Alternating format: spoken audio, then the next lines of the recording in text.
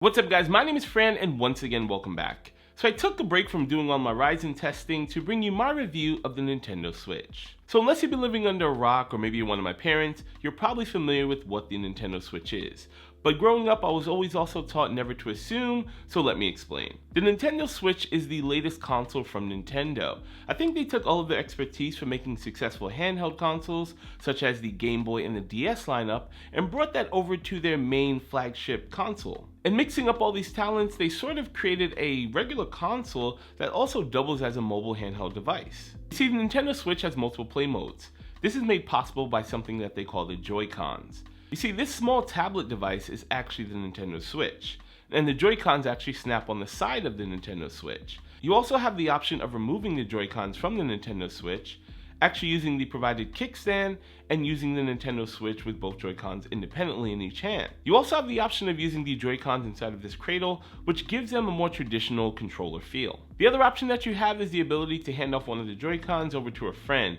Now this gives you a really awkward tiny controller that in my opinion no real adult with normal sized hands would actually be able to play on, but it is a nice option for a really quick game. Now what makes the Nintendo Switch more of a hybrid console is the inclusion of the dock. Now this dock is the way you make the Nintendo Switch interface with your television set. Once the console is cradled, you'll automatically see what's on the display of the actual console appear on your television set.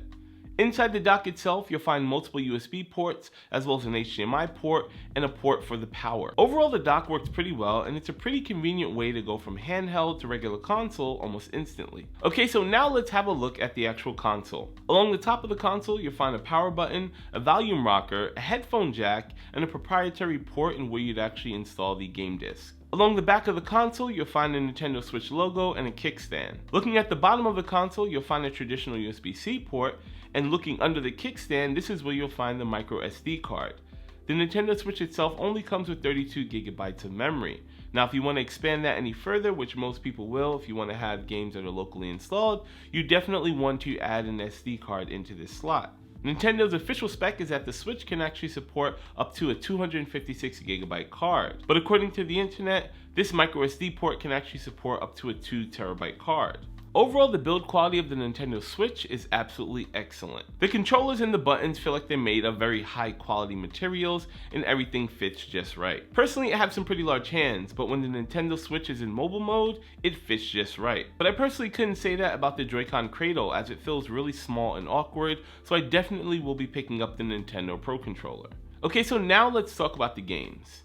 Now in my personal opinion, I definitely think Nintendo has always been lacking in that department. Now as far as the games that actually launch with the Switch, in my opinion, this is probably the weakest lineup I've ever seen, or at least I can remember in the last couple of years. I mean, in all honesty, the only game that really seems like it's worth playing is Zelda. And I do think that Nintendo probably should have waited a couple of months before they dropped the Nintendo Switch. Because I mean, what's the point of actually having a console if there aren't many good games to play on it? But aside from having a really weak launch lineup, I think the Nintendo Switch is actually a pretty decent console. I think Nintendo had a pretty clear vision of what they wanted the Nintendo Switch to actually be, and I definitely think they executed it well. They created a hybrid mobile console that actually works really well as a regular console. I do want to say I'm sorry I couldn't show you guys any of the setup, the operating system, or any of the gameplay, and that's pretty much because most people know Nintendo holds their intellectual property very close to their heart. And YouTube videos that do depict any of their characters or any of the intellectual property do generally get flagged for copyright claims. Okay, so to wrap this all up, the Nintendo Switch is a pretty great console that's being held back by its weak launch lineup.